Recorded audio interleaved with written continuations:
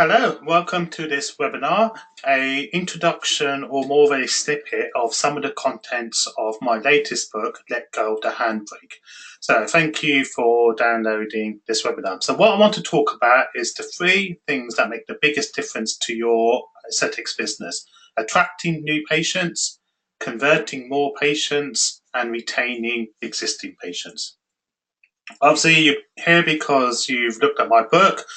Hopefully you've purchased it. Over about 530 pages of valuable, useful content that you can implement immediately. If you haven't bought the book, why not? Only joking. We'll share a few chapters and snippets of the contents. No. The aim of the book at the end of it is you want to aim for £1 million turnover. It's always good to start with the end in mind. What is your goal? What is the turnover? It sounds quite hard, £1 million turnover, but it's basically 1,000 patients paying you £1,000 a year. The latter part, patients paying you £1,000 a year, will be the simple part with toxins, fillers, skin treatments, etc. It's getting those first 1,000 patients, and that's what we'll talk about during the rest of the webinar. So if you did have £1 million turnover, what would you do with £83,333 per month? Because that's what it equates to per month. Would you get the body you want, take more holidays, get the house you dream of, cars, helicopter, do hobbies that you've always wanted to do? So it's always good to have a goal in mind in terms of what's the reason you want. So any successful business or any successful habit or hobby relies on three things, and this is from Simon Sinek, The Power of Why. It always starts off with why in the middle, then the how, and then the what. Where people go wrong is they concentrate on the what and maybe the how, but not the why. So it's always concentrating on the why first. That's the most important part. The bigger the why, the easier the how. So what is your why? And we look at the what, and then the rest of the webinar we concentrate on how you're going to do it. So what is your why? As I said, the bigger the why, the easier how. So maybe pause the webinar for a couple of minutes and write down, why do you want to get involved in aesthetics? What's your passion? Okay, welcome back to the webinar. So we know your why.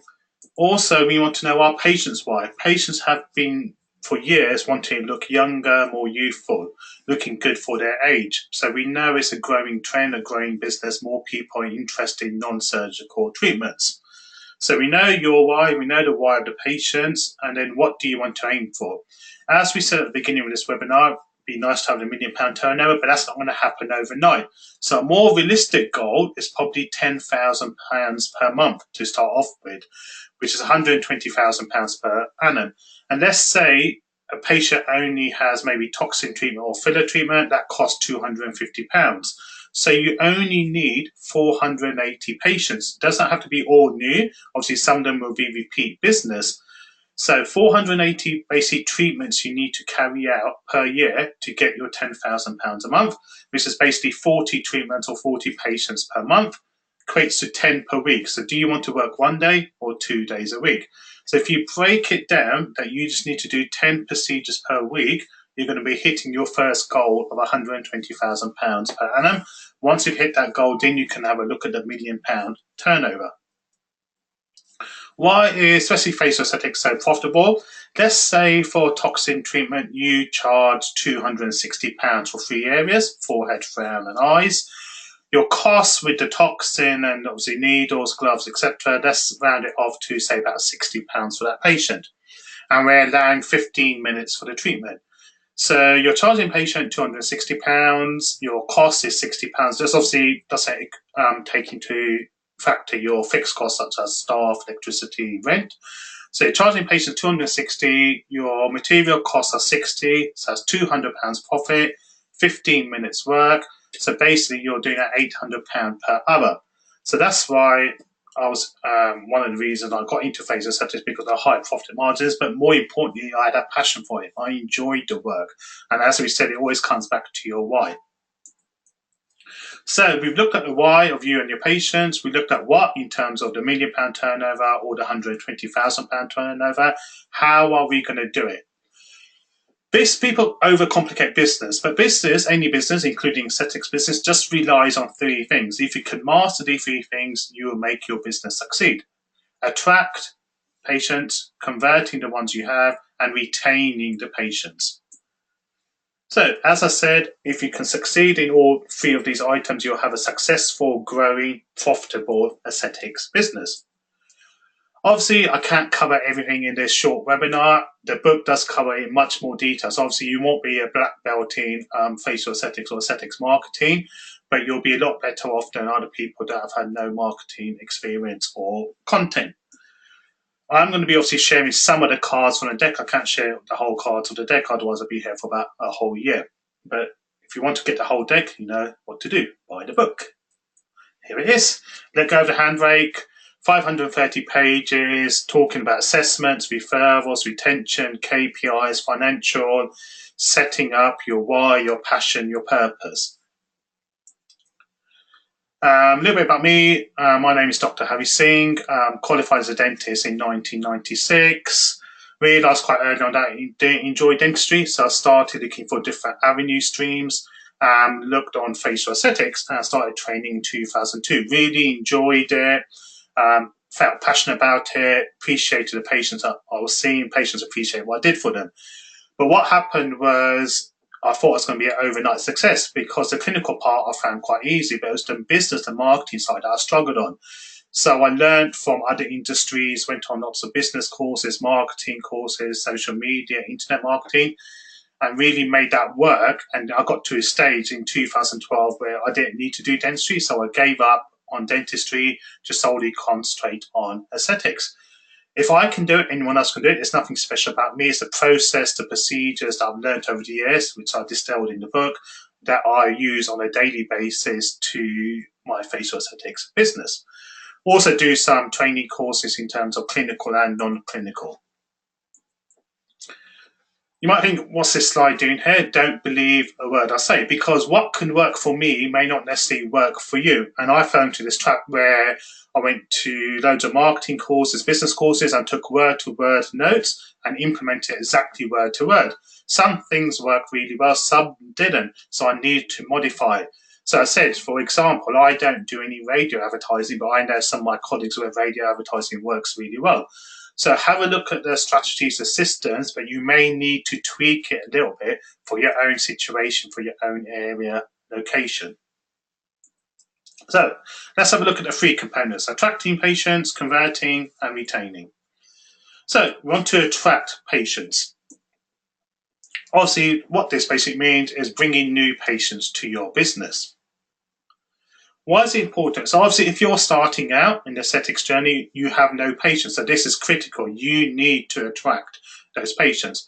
Even if you're quite established, you still need marketing to get new patients, new revenues, because we all have attrition rates. People move away.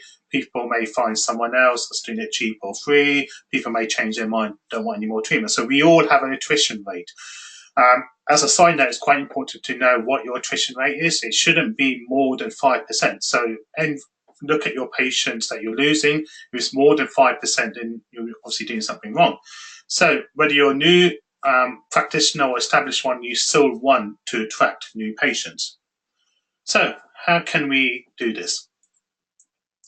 I look at the three M's first of all. The first M is target market. Second M is the message that you convey, and the third M is the medium. So you need all three M's for your attraction. So let's have a look at first market, your target market. So just imagine this is a patient list you've got. You cannot have one single message, one single medium that will appeal to all these patients. Each one will have different needs, different aspirations, different medium channels they look at. So you do need to find out your target market. Who do you want to appeal to most? Seth Godin, who's a very good author on terms of business and marketing, talks about not being a generalist. The people that get paid the most money are specialists, not generalists. It may be tempting when you first open your business is to treat everyone, because obviously you're more desperate, you've got no patience, but you want to be known or specialists in a particular field. It could be ladies at lunch, yummy mummies, older women looking for younger men, older men looking for younger women, the grey pound, the pink pound. So you want to look at different avenues. For example, a couple of weeks ago, I was catching a train to London and noticed on the wall, 2 out of the 3 posters were advertising books. So they've got their target market right. So they're looking for passengers that use the train because a lot of people read books on the train. So go, okay, where do our target market hang around? Where do they use our services? Okay, train station, on the train. So obviously they're using the target market to promote their services. So once you know your target market, you want to look at the second M, which is your message, how you convey what you do. So let's imagine you're in an elevator and someone comes in the elevator with you and you've got 30 seconds in the elevator and they say, what do you do? Most people would say their profession. I'm a dentist, I'm a doctor, I'm a nurse, I do facial aesthetics, etc. That's talking about your product, not about the value you offer. No one buys on the product, only on the value, because people have preconceived ideas what your product is. If you're a dentist, they may say, okay, costly, painful. If you're doing facial aesthetics, will it look fake, false? So what you want to do is emphasize the value. So I've run through the bullet points. Obviously, in the book, we go in much more detail. So there's 5 parts to the elevator speech. The first 2 parts look at the pain, the problem you're solving. Third and fourth part look at the pleasure, the solution offering, and the 5th part looks at a call to action. So the first 1 and 2 will be maybe talk about what the problem is and what's the consequences of taking no action, why the problem is a problem. Number 3 and 4 looks at a solution. So what solution you provide, but you want to keep it very generic. You're not selling the whole treatment plan on this first visit. You want to give them enough information for them to call you or ring you to visit your clinic. So 3 and 4 looks at the solution offer, and number 5 is a call to action, whether you give them a business card for them to call you, or you take their details, and then one of your team members can follow them up. So you basically, with the message, you want to emphasize the value, but not your product.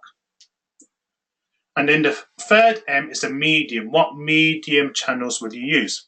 Broadly speaking, you fall into 4 groups. You'll have internal marketing, which is advertising to your existing patients, which if you do have them, and that's going to be the easiest, less costly, best return on investment because they already trust you, they've already bought from you. Then number 2 is external marketing. So you're looking at newspaper ads, flyers, radio. Then you've got internet marketing. So whether you want to rank high on Google, have a Google listing on the website or on the internet. And number 4 is social media, whether it be Facebook, Instagram, Twitter, LinkedIn, Snapchat, YouTube. See where your target market is hanging. So that's why the first time is critical, target market. So if you're going for younger patients that use Instagram a lot, you're going to be doing a lot more advertising on Instagram. If your target market is much older, maybe 55 to 60, who read the local newspaper, may listen to the local radio, that's going to be your medium that you're going to use. So you need to get your target market right, then your message, and then you can choose your medium channel appropriately. So I'll say, same again, pause the webinar for a couple of minutes, do an exercise where you would list your 3 M's. Who is your target market? What message you want to convey to them? And therefore, what medium channel will you want to use? Welcome back to the webinar. So I'll give you a little story. So when I had my dental clinic, we were quite near a local David Lloyd gym. And we approached them to do a joint venture. So they had their flyers and their banner inside my clinic or surgery, and they allowed me to have posters inside their gym in the locker. So we had this poster, and after about 2 to 3 months, I realized I only had 1 or 2 inquiries, so I couldn't work out what happened. So I was going to scrap the idea, say, okay, it's not working, but I thought, okay, let me sit down there for a couple of hours, see what's happening. And what I found, most of the members were over 50, 55. So when they saw this post of a younger lady, they go, okay, that doesn't relate to us. We're never going to look like that. We're not interested. So what I did, changed the poster into this. So older couple, and I had a lot more inquiries. We had over about 20 to 30 inquiries in the next 2 to 3 months. So I had the right market or medium, but I didn't have the right message in terms of conveying it to the right people. So you need to get all 3 M's right before you look at any marketing activity. Also, you do get some bonuses. So this is one of the external marketing we did, where one of my patients was a judge for Miss Hertfordshire, and she invited me to be a judge, and then got to know the judge for Miss England. She invited me to be a judge as well. So this is displayed privately in my office. My wife hates this picture, but what can you do? Okay, so we talked about attraction. The next one is converting. So this is just a converter, in case you're wondering what the slide is. So it's no use spending all that money on advertising for patients if you cannot convert them. So obviously this is getting them to the next stage, turning them into, say, suspects or prospects into customers stroke patients. They're actually buying from you now. So it's important because no use spending all that money, as I said, on marketing if you cannot get this right. So let's have a look at how we do our assessments. So I've used this assessment template, and you can have access to it. This is, so if you go to the website letgoofthehandbrake.com, you can download this for free and have a copy of this. So I'll divide it into 3 parts: pre-assessment, during assessment, post-assessment. So every single patient that books, new patient that books, whether it's for treatment or for assessment, I will personally ring them. It gives them that personal touch. Because we're so into fast-paced social media, emails, internet, we're losing that personal touch, and it makes you stand out. So I'll give them a pre-welcome call and ask them about anything they're interested in, any concerns they have. And because I've built a relationship with them on the phone, when I meet them for the first time, it's not the first experience they've had with me. We've got more of a stronger relationship. I will also send them any material and any information they ask about. A lot of people make a mistake, they will send them a generic brochure that covers everything, and it can be a bit of overwhelm. So I have individual leaflets or patient information leaflets on particular services. So let's say they are interested in toxin, I will send them some information about toxin. During the assessment, now they're in through the door, I use the acronym RAPS, R-A-P-S. So we're building rapport first. I want to know, what are they motivated by, pain or pleasure? Are they trying to get away from something, don't like any folds or lines, loose skin, thinning skin? Or are they after pleasure? Are they looking at enhancing what they've got? Also, I want to look at the decision styles. So people, broadly speaking, will fall into 3 groups: visual, auditory, kinesthetic. That's quite important, because when you present your treatment plan, you want to work out what personality they are. Because if they're visual, you want to show them a lot more before and after photos. If they're auditory, they're more interested in the facts and figures. How many units you're using, how long will it last, how long will the treatment take. Kinesthetic are more touchy-feely, so they want to know about case studies, how it's changed people's lives, how it's affected them. Then we're going to look at some of the questions that we need to ask every patient. Expectations of the treatment. Obviously, we want to see if we can achieve them, and are they realistic. Why are they seeking assistance now? It may be they've got a big wedding anniversary, big birthday coming up, say maybe in a week's time, and they want toxin treatment. We know it may not work in time.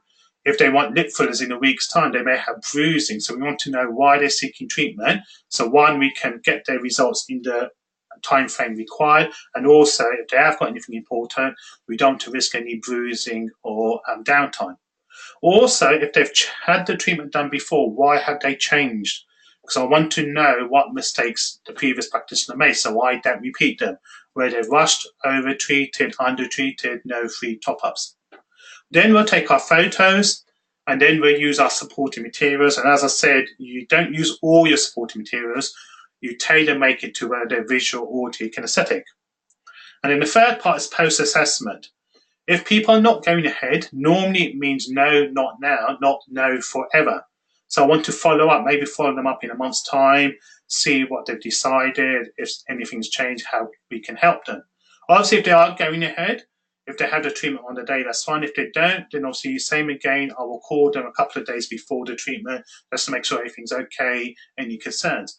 So let's see if there's a new patient that never experienced that treatment, they are going to be a bit nervous, worried. So as I said, you can download this for free from letgoofthehandbrake.com. Also, I like to follow the 4 Ps in terms of staying out of trouble.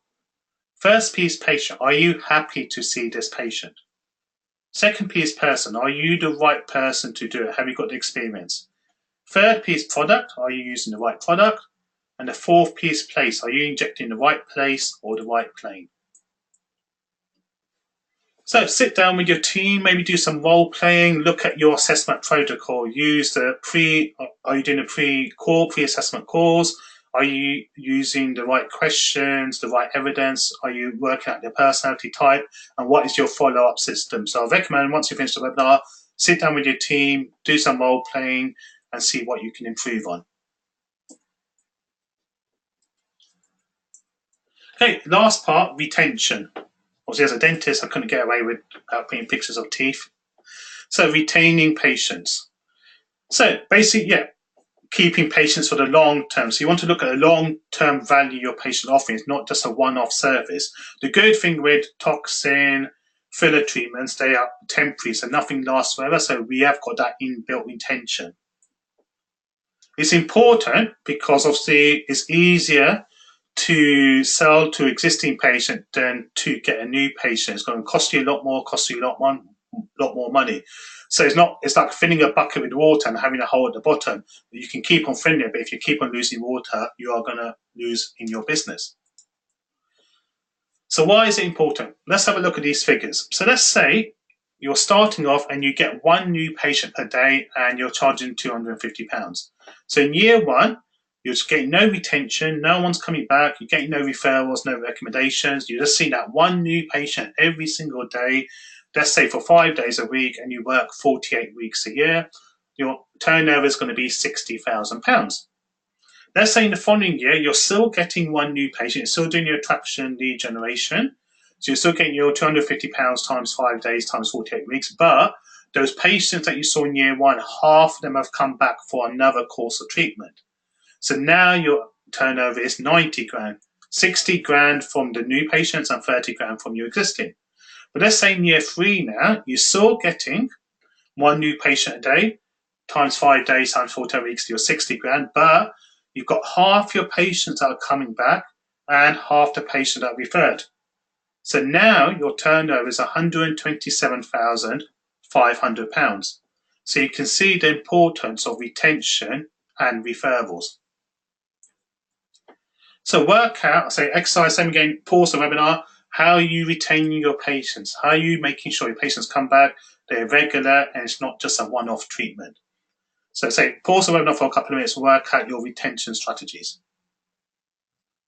Okay, welcome back to the webinar. So ways you can look at is retention, is look at the 5 senses. Touch, obviously you want to make your treatments comfortable, painless.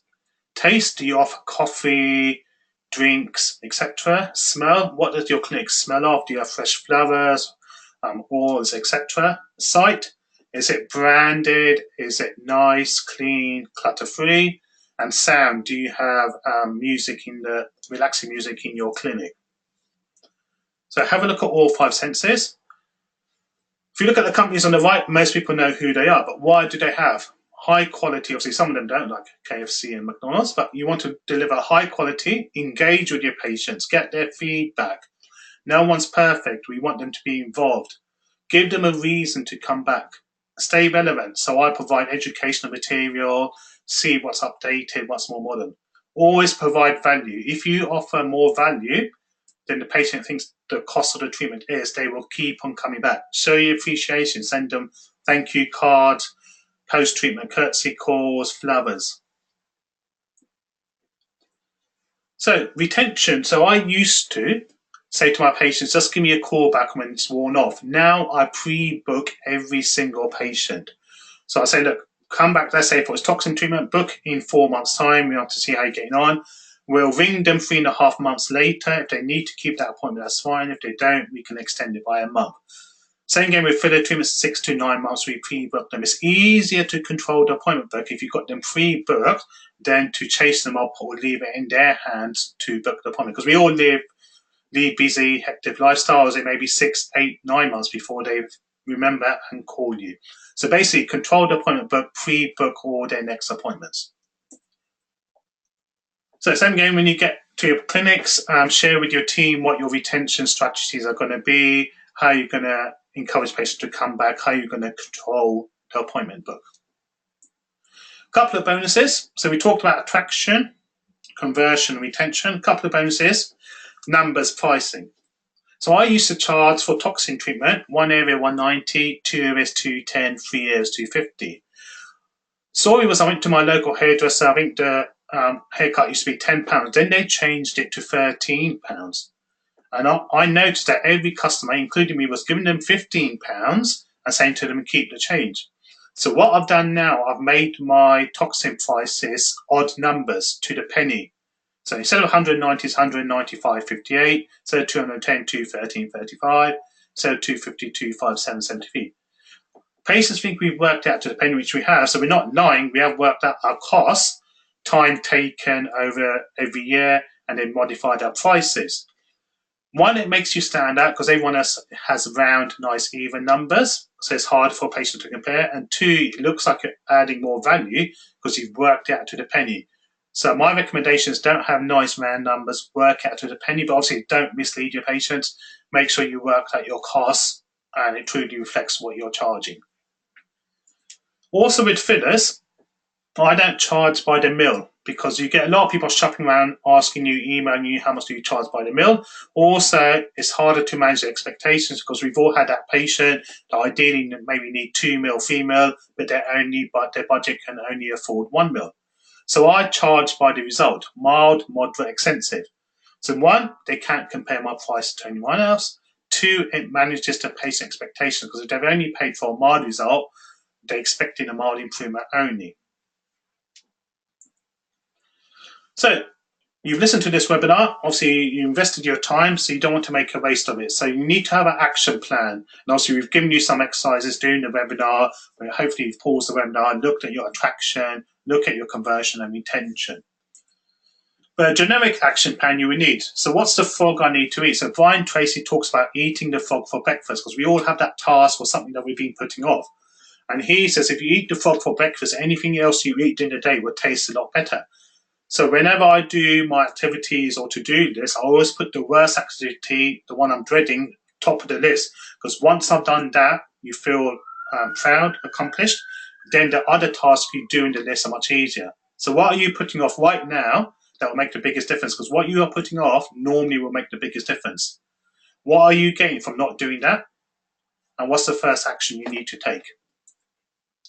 So as I mentioned earlier, I do run training workshops in terms of clinical, where we look at pre-workshop, you get marketing report, articles, promotional flyer, video, and you do get a phone call from me. During the workshop, I provide the model, small groups, delegate packs, free team member. And post-workshop is free unlimited support, private forum, repetition, and a video. Obviously, hopefully that gives you an idea of what's included in the book. Obviously, I said I can only share certain cards on the deck. You're not going to become a black belt overnight. If you do want to purchase a book, let go of the handbrake, just go to the website. 530 pages of useful, relevant content that you can implement straight away. Okay, thank you for listening to this webinar and hopefully see you soon.